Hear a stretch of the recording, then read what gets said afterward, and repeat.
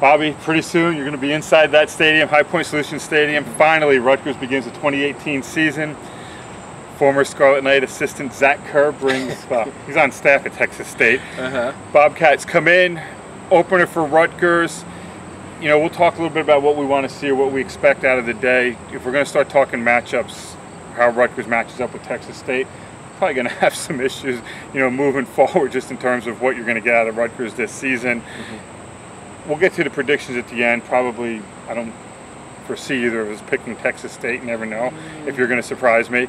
But when you look at this game, Arthur Sikowski making his first appearance at Rutgers, what are you looking for in this game? You know, he's not going to come out in 10 for 10 in the first half.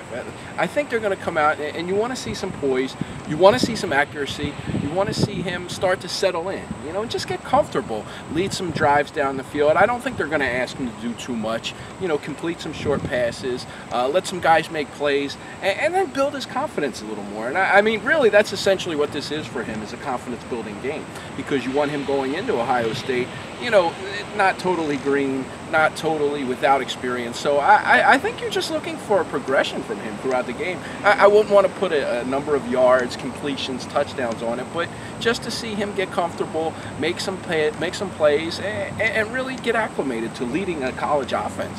Yeah, I think for me, you know, the first pass he throws is either going to be a very deep ball to where they say either overthrow it or hit the guy in stride, or a bubble screen, or just a regular screen, or a little swing pass to the running back coming out of the backfield. Something easy to get him going.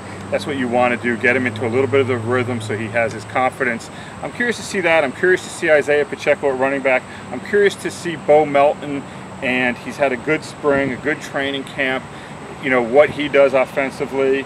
And I'm curious to see what happens on the other side of the ball defensively. I want to see, can Rutgers' defensive line control the line of scrimmage? And you say, well, they should be able to, and yes, they should be able to, but sitting here right now, I can't sit here and definitively say, yeah, they will, you know, just dominate that side of the ball. We'll see. I think that's really important that they do that, just to get some confidence and to make you feel like they have some playmakers on the defensive line. Right, and you know, it's going to be an important component for the rest of the season. How are you going to generate a pass rush? There is no prolific defensive end on the team who's going to be that guy that demands double teams and gets sacked. Right. So I'm curious to see how Chris Ash kind of maneuvers the defense as well, because he made his money with being a defensive guru. So do you foresee a lot of scheming and a lot of blitzing? I do. I think you're gonna have to be creative with your blitzes. You know, the linebackers aren't really particularly adept at blitzing. Do you bring some corners? Do you bring some safeties and stuff like that? I can see a lot of 3 defensive tackles being used, maybe dropping guys into coverage and really different pressure points. And also, I don't see a lot of all-out blitzes, because that's just not who they are. Cover down the field on the edge is what they want to do with their corners. But if you're getting into all that against Texas State, you're in trouble. We'll get to the predictions in a minute, but I'm going to ask for 2 predictions, Bobby. Okay.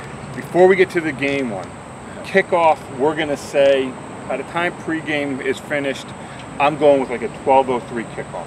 12:03? 12:03. At what point is the first post saying we need to go to Jonathan Lewis or Gio Rossino at quarterback? I'm going with 12:08. 12:08? Meaning Texas State gets the ball first in the game. Okay, I'll go a little higher and say 12:15. I think, you know, he's a freshman. Let him learn. I think that's what it's going to be. So 12:15. I don't know what the money line is on that, or the over/under, but we'll have to call Vegas before the game. But you know, prediction-wise, when you see the game, 12:15. I'm going to be looking at my watch, so we'll see. But give the guy time. He's just a freshman, you know, and it's a process, right? We've been saying that for a couple of years. It's a process, but we'll be saying that for a few more. So all right. So we have that prediction in. Tell me, what's going to happen inside the stadium right behind us on Saturday? There's going to be some ugliness. There's going to be some prettiness. At the end of the day, Rutgers needs to take care of business. You know, get a couple scores in the first quarter. I don't know if that'll happen, but you want to get into the half comfortable and then let your talent take over in the second half. I'm going Rutgers 42, Texas State 10. Okay, big blowout. Yeah. Cover the Vegas line. Yeah. You know, I think it's important to note in games like these, you know, it's how it ends, because, you know, you'll see some teams play with teams for a portion of the first half. Rutgers is just feeling things out with a lot of new players.